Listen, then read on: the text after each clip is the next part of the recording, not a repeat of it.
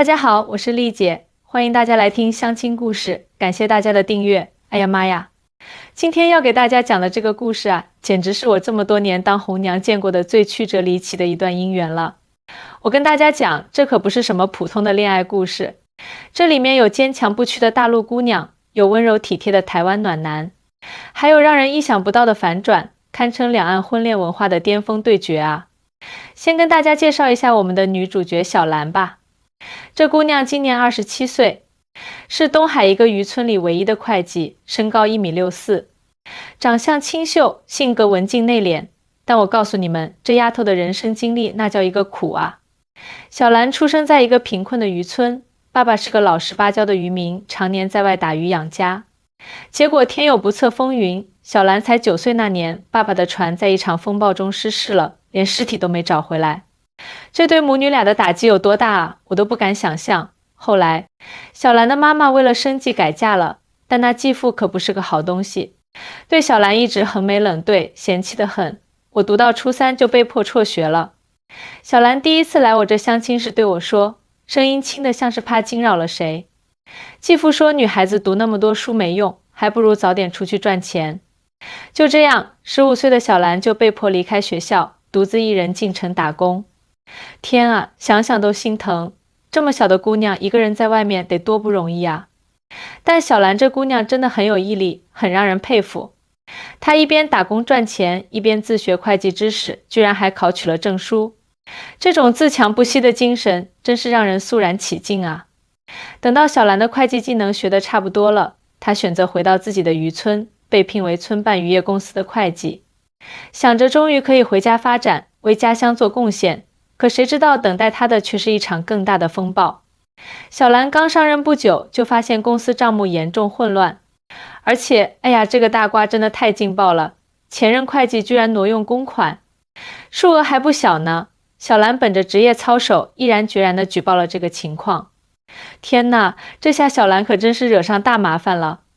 村干部的亲属开始威胁她，村民们也因为利益受损而孤立她。更糟的是，小兰的妈妈因为受到牵连，被迫再度搬离村庄。小兰因此自责不已，但又不能放弃追查真相。接着，又一场灾难降临在这个渔村，一场突如其来的台风摧毁了渔村大部分的船只，公司濒临破产，小兰失去了住处，只能住在公司简易办公室里，白天清理账目追讨欠款，晚上还偷偷调查前任会计的去向。同时还要面临着失业和人身安全的双重威胁，那段时间真的很难熬。小兰说，有时候连续几天都睡不好觉，总担心有人会来办公室对我不利。但我不能放弃，这些钱是整个村子的血汗钱啊！就是这么一个坚强倔强的姑娘，我听完她的故事，那个心疼啊，立刻就决定一定要给她找个好归宿。然后啊，缘分这东西真的很奇妙。就在我正愁着该给小兰介绍什么样的对象时，我的老朋友阿珍从台湾打来电话，说她有个侄子小陈，今年32岁，在台北一家科技公司做工程师，收入稳定，人品也不错，就是太专注工作，一直单身。他问我能不能帮忙介绍个对象。我一听，这不就是天赐良缘吗？立马就把小兰的情况跟阿珍说了。阿珍也很感兴趣，觉得这姑娘吃苦耐劳，知书达理，很适合他侄子。于是我们就安排了小兰和小陈视频见面。第一次视频见面，小陈穿着整整齐齐的衬衫，戴着眼镜，看起来斯斯文文的，一开口就是那种台湾特有的温柔嗓音。你好啊，很高兴认识你哦。小兰被这种温柔礼貌的态度弄得有些不知所措，毕竟她之前的生活环境太艰苦了，很少遇到这种绅士风度的男生。她红着脸轻声回应，你好，我是小兰。两人聊了将近2个小时，气氛越来越融洽。小陈对小兰的经历表示了深深的敬佩。哇，你真的好勇敢哦，像你这样坚持正义的女生真的不多见了。小兰第一次感受到被人真心欣赏的感觉，眼眶都红了。视频结束后，她马上给我打电话，丽姐，她好温柔啊，说话好轻，跟我见过的男生都不一样。小陈也给他阿姨打了电话，阿珍转述给我，我侄子说这个女孩子很特别，眼神很纯净，经历了那么多苦难还能保持善良。他很想进一步了解。哎呀，这不就是一见钟情吗？我心里那个美啊，觉得这一对肯定能成。接下来的日子，两人开始频繁视频聊天。1个月后，小陈决定飞到大陆来见小兰。各位听众老铁们，你们猜怎么着？小陈第一次来，带了满满一箱子台湾特产：牛轧糖、凤梨酥、珍珠奶茶粉、茶叶，还有一些台湾特色的小饰品。小兰收到这些礼物，感动得不行，因为从来没有人对她这么好过。丽姐，她太细心了，连我随口说过喜欢喝奶茶都记得。小兰激动地对我说，但接下来的发展却让我大跌眼镜。大家猜猜看，小陈和小兰约会了多少次才牵手？1次、3次、5次？错，是10次，整整10次约会啊！我的天哪！在我们大陆，一般第一次约会氛围好的话，牵个手抱一下都很正常。但小陈呢？每次约会都保持着一定距离，最多就是帮小兰拿东西、开门、撑伞，就是不牵手。小兰都急死了，偷偷问我：丽姐，她是不是不喜欢我啊？为什么都不牵我的手？我笑着解释：傻丫头，这就是台湾男生的谈恋爱方式。他们比较尊重女生，不会轻易有肢体接触。这恰恰说明他很重视你啊。果然，在第10次约会时，小陈终于鼓起勇气，小心翼翼地牵起了小兰的手。小兰告诉我，那一刻她的心跳得飞快，感觉比第一次见面还要紧张。她的手好暖和。小兰害羞地说，牵着的时候，她还一直问我，这样可以吗？不舒服的话一定要说哦。真的好贴心。我听了直笑，这就是典型的台湾式恋爱啊，讲究循序渐进，处处尊重女生的感受。跟我们大陆的恋爱风格真的很不一样。大陆这边讲究快准狠，见面3次不牵手，男生可能就觉得没戏了，直接换人。随着两人交往的深入，小陈越来越了解小兰的处境。有一天，他突然提出要帮助小兰调查前任会计的事情。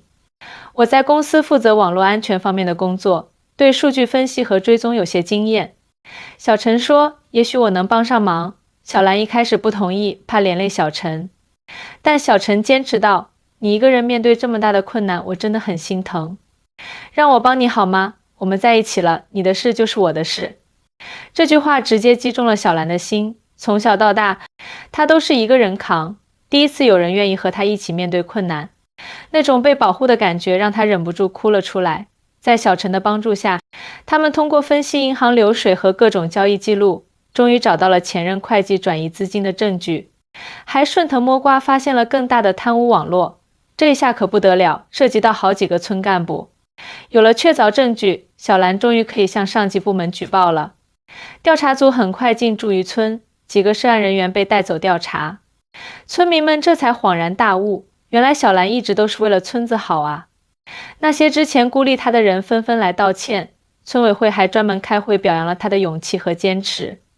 小兰的妈妈也终于可以回到村子里，母女俩重新团聚。小兰在村里的地位一下子提高了，甚至有人提议让她参选下一届村委会成员。这时候，小陈的父母从台湾来大陆探亲，顺便见见未来儿媳妇。小陈的父母是台北人，家境不错，但非常和蔼可亲。小兰一开始很紧张，怕自己这种农村姑娘配不上人家城市来的高知家庭。但小陈父母的态度出乎她的意料。小兰啊，我们听晨晨说了你的事迹，真的很佩服你呢。小陈妈妈拉着小兰的手说，像你这样有勇气、有智慧还这么坚强的女孩，我们很放心把儿子交给你哦。小兰听了这话，感动的眼泪都出来了。她第一次感受到了家的温暖，那种被真心接纳的感觉。但是，各位听众，接下来就到了重头戏了，彩礼谈判。这可是两岸婚恋文化的最大差异点啊。在我们大陆很多地方，尤其是农村，彩礼是结婚的必要程序，金额从几万到几十万不等。而在台湾，虽然也有聘金的习俗，但一般就是个象征性的数字，比如9万9，讲究的是个吉利数字。当小陈听说要准备彩礼时，整个人都懵了。彩礼是什么东西啊？我们台湾没这个习俗耶。我赶紧给他科普，彩礼就是男方给女方家里的一笔钱，表示对女方的重视和对婚姻的承诺。小陈皱着眉头问，那要准备多少钱呀？这可把我难住了。按照当地习俗，小兰们村的彩礼一般在10几万左右。但是吧，小兰家里就她妈妈一个人，而且小兰自己也是个明事理的姑娘，应该不会要太多吧。结果，在彩礼谈判的那天，小兰的妈妈开口就是我们村的彩礼一般都是20万起步的。我的天哪，这可把我吓了一跳。小兰平时不是挺懂事的吗？怎么一到彩礼问题上就变成这样了？小陈的父母听了这个数字，脸色都变了。在台湾，结婚主要是2个年轻人的事情，父母最多给些添置家具的钱，办婚礼的费用。他们哪里理解我们这边的彩礼文化啊？正当气氛尴尬到极点时，小兰突然站了起来，声音坚定地说：妈，不用这么多。我和小陈商量过了，彩礼就象征性的给个9万9就好，剩下的钱我们留着一起攒钱买房子。什么？小兰妈妈一脸不可思议，你疯了吧？咱们村谁家彩礼不得10几20万，你这才要9万9，我这老脸往哪儿搁啊？这时小陈很有礼貌地开口了，阿姨，我知道彩礼在您这边很重要，但我想说的是，我爱小兰不是用金钱能衡量的，我承诺会一辈子对她好，给她幸福。除了这9万9的彩礼外，我还准备了一份礼物给您。说着，小陈拿出一个精致的盒子，里面是一张机票和一份台湾环岛游的行程单。这是我给您准备的礼物，小陈真诚地说，您辛苦了一辈子，也是时候享受生活了。我希望您能来台湾玩，看看我们那里的风景，也了解一下我成长的环境。小兰的妈妈被这个意外的礼物震惊到了，眼圈都红了。她没想到这个台湾女婿不仅关心女儿，还这么体贴她这个未来岳母。好孩子，小兰妈妈终于点点头，你有心了。彩礼的事就按你们说的办吧。彩礼谈判顺利解决后，小兰妈妈完全被小陈的真诚打动了，转而变成了小陈的头号粉丝。接下来几天，小兰妈妈见人就夸，我女婿虽然是台湾人，但特别懂礼数，比咱村那些小伙子强多了。这话传到村里那些曾经看不起小兰的人耳朵里，可把他们酸坏了。切，不就是找了个台湾佬吗？有啥了不起的？但嘴上这么说，心里却羡慕得很，毕竟在他们眼里，台湾可是个宝岛啊。村里人对台湾的印象还停留在早期的台湾偶像剧里，觉得那里遍地都是高帅富。有几个大妈甚至偷偷来问我，丽姐，听说你认识台湾人啊，帮我女儿也介绍一个呗。我哭笑不得地解释，台湾也有穷人富人，不是所有台湾男人都跟偶像剧里演的那样啊。小陈能对小兰这么好，主要是因为他们2个人性格合适，不是因为他是台湾人。但大妈们显然不信，非要我给他们女儿也介绍台湾小伙子。哎，这种刻板印象真是害人不浅啊。再说回小兰和小陈，定了亲后，2人开始筹备婚礼，这又是一个大学问。两岸的婚礼习俗可是大不相同呢。在大陆，尤其是小兰的渔村，结婚讲究的是热闹2字，大红色的装饰，10几桌酒席，响彻村子的鞭炮声，还有闹洞房的传统。而台湾的婚礼则相对简约精致，重点放在仪式的内涵和2人的誓言上。很多年轻人甚至会选择西式婚礼或者旅行结婚。我们到底是在大陆办婚礼好呢，还是在台湾办好呢？小兰犯了愁。小陈想了想，提出了一个2全其美的方案，不如我们在2地都办婚礼吧。现在你们村里办一个传统的中式婚礼，让乡亲们都能参加，然后再去台湾，在那边举办一个简单的西式婚礼，邀请我的亲友，这样2边的亲人都能见证我们的幸福。小兰感动得差点哭出来，你真的考虑得好周全。不过办2场婚礼会不会太费钱了？小陈笑着摇摇头，为了我们的幸福，这点钱算什么？再说了，我在台北有房子，咱们不用另外租房子，省下的钱足够办2场婚礼了。什么？小陈在台北有房子？这个重磅消息让小兰惊讶不已。要知道，在台北能有一套自己的房子可不容易啊，台北的房价可是出了名的高。你在台北有房子，那得多少钱啊？小兰好奇地问。小陈不好意思地挠挠头，是爸妈在我大学毕业时帮我买的，当时花了差不多7、800万新台币吧。7、800万新台币大约是170、180万人民币，这个数字把小兰镇住了。在他的渔村，最贵的房子也不过20-30万啊。小兰突然感到一阵自卑。小陈，我什么都没有，配不上你这么好的条件。小陈赶紧握住小兰的手，别这么说。我爱的是你这个人，不是什么物质条件。你有你的坚强和勇气，那比什么都珍贵。再说了，你以为台湾人都很有钱吗？我只是运气好，父母能帮我买房而已。台湾也有很多年轻人买不起房子，甚至连普通工作都找不到呢。小陈的一番话让小兰恍然大悟，原来两岸的物质条件差距也没有想象中那么大。虽然台湾整体发展的早一些，社会更加成熟稳定，但普通人的生活压力也不小。特别是年轻人，同样面临着高房价、低薪资的困境。我一直以为台湾人都很有钱呢。小兰坦白道。小陈哈哈大笑，那我也一直以为大陆姑娘都很传统保守呢。结果你却这么勇敢独立，看来我们都被刻板印象骗了。两人相视一笑，感觉彼此更近了一步。不过当小兰踏上台湾的土地时，还是被眼前的景象惊艳到了。台北的街道整洁有序，公共设施完善，市民素质普遍较高。小兰不禁感叹，这里的确比我们村子发达多了。小陈带着小兰参观了台北的夜市、故宫博物院、101大楼等著名景点。小兰像个好奇的孩子，对一切都充满了新鲜感。台湾的奶茶真的比大陆的好喝诶。小兰开心地说，还有这里的人都好有礼貌，随处都能听到谢谢不好意思。小陈点点头，是啊，台湾社会比较重视礼仪和公共秩序。不过大陆这些年进步也很快啊。我去过上海和北京，那里的现代化程度一点不比台北差，有些方面甚至更先进呢。在台湾的日子，小兰也接触到了小陈的亲友们。让他意外的是，小陈的朋友们都很热情，完全没有他想象中的疏远或者歧视。小兰，欢迎你来台湾，小陈的好友阿峰热情地说。陈晨从小就是个工作狂，我们还担心他这辈子找不到女朋友呢。多亏有你啊。小兰羞涩地笑了，他对我真的很好，我很幸福。哎，小兰，阿峰的女友小林好奇地问，听说你们大陆女生都很会照顾人，真的假的啊？小兰笑着回答，也不全是啦。我们那边的确比较注重家庭，但现在年轻女孩子也都很独立了。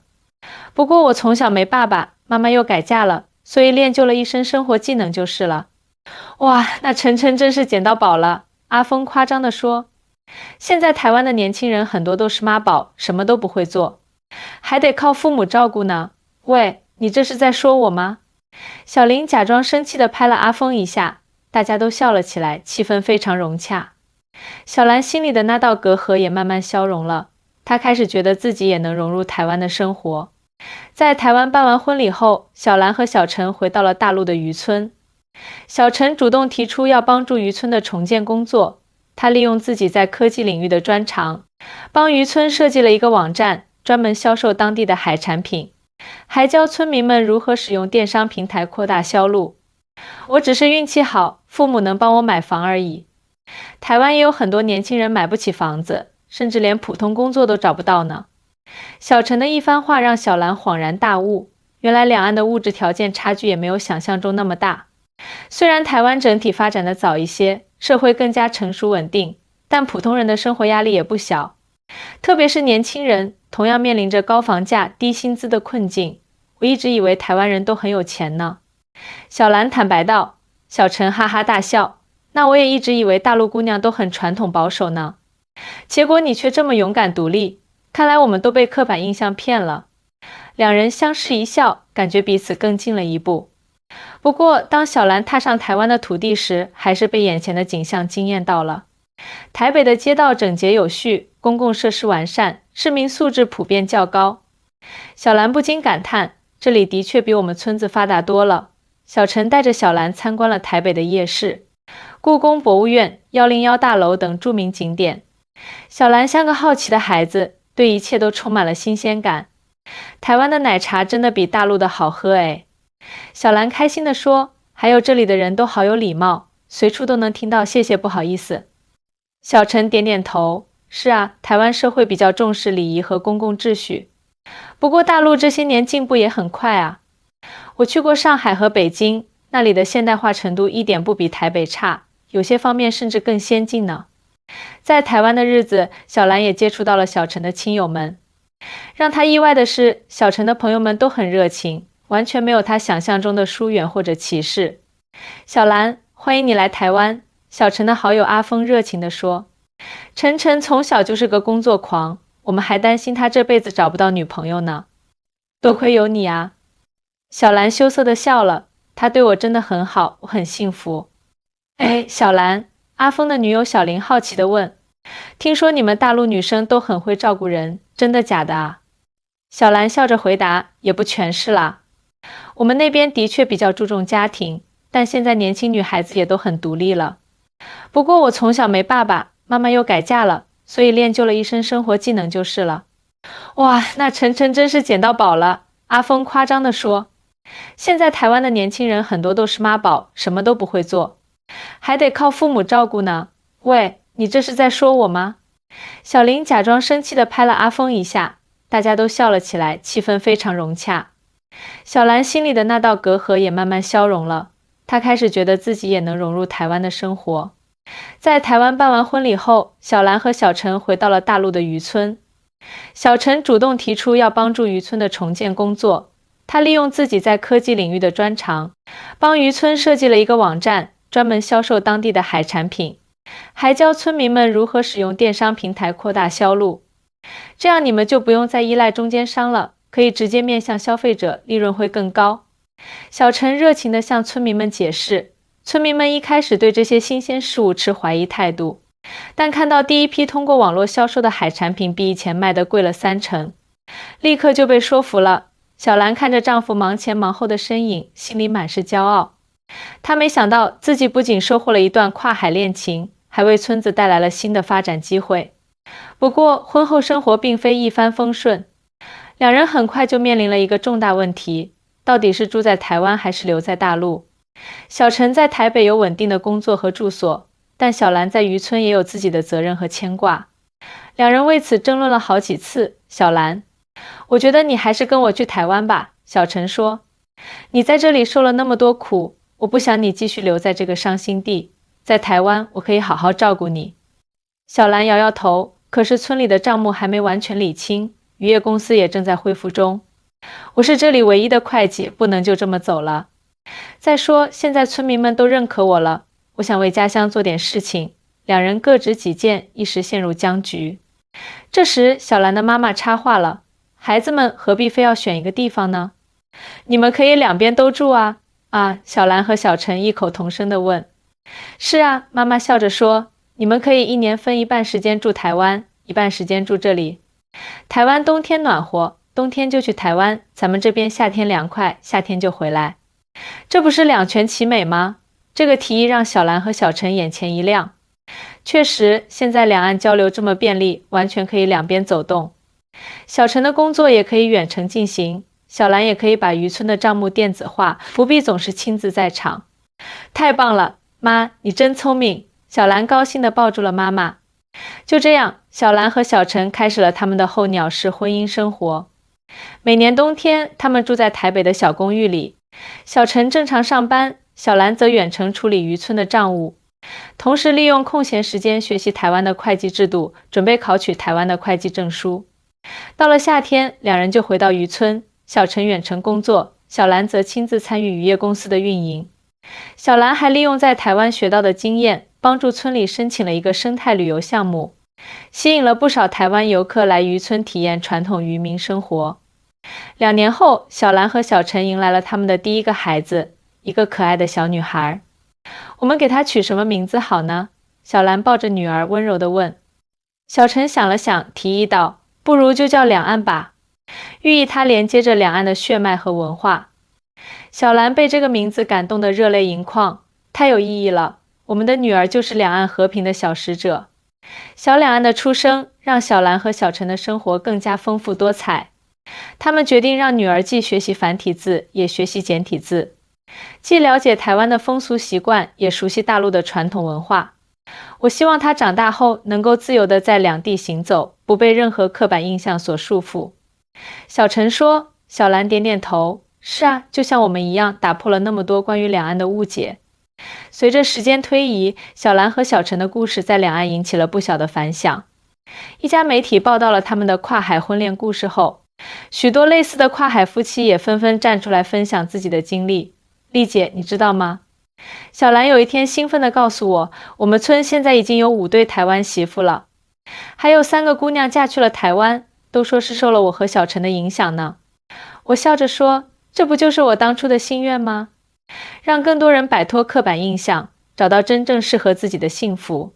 小兰和小陈的故事告诉我们，无论是恋爱方式、物质条件，还是文化习俗，两岸之间确实存在差异，但这些差异并不是阻碍真爱的障碍。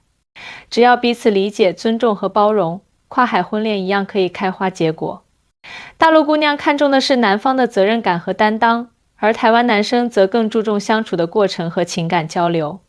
当这2种不同的爱情观念碰撞在一起时，往能产生奇妙的化学反应。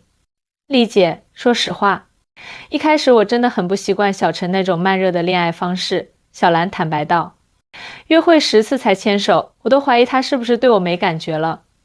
但现在想想，正是这种循序渐进的相处，让我们有足够的时间了解彼此，建立起深厚的感情基础。是啊，我深有感触地说，很多大陆姑娘都喜欢速战速决，3次约会不表白就换人，结果往往是一段感情还没来得及深入了解就结束了。台湾的恋爱方式虽然慢，但每一步都走得扎实。当然，我也要强调，无论是大陆还是台湾，每个人的性格和处事方式都不同，我们不能一概而论。小陈和小兰的故事只是两岸婚恋文化的一个缩影，每对情侣都有自己独特的相处之道。丽姐，我想对那些正在犹豫要不要尝试跨海恋爱的姑娘们说几句。小兰认真地对我说，不要被刻板印象束缚了自己的视野。台湾男生不全是偶像剧里那样的高富帅，也有普通人。大陆姑娘也不都是剩女或者拜金女，真正的爱情是超越地域和文化的。我被小兰的话感动得不行，连连点头，说得太对了。爱情最重要的是2个人是否相互理解、相互尊重、相互包容。无论来自哪里，只要能做到这3点，就能拥有幸福的婚姻。各位听众朋友们，小兰和小陈的故事就讲到这里。这个台湾暖男与大陆坚强姑娘的跨海恋情，是不是很令人感动啊？他们打破了两岸的刻板印象，用实际行动证明真爱无国界，更无海峡之隔。对了，如果你们喜欢这个故事，别忘了点赞、评论、分享哦。你们的支持是我继续分享相亲故事的动力。咱们下次再见啦！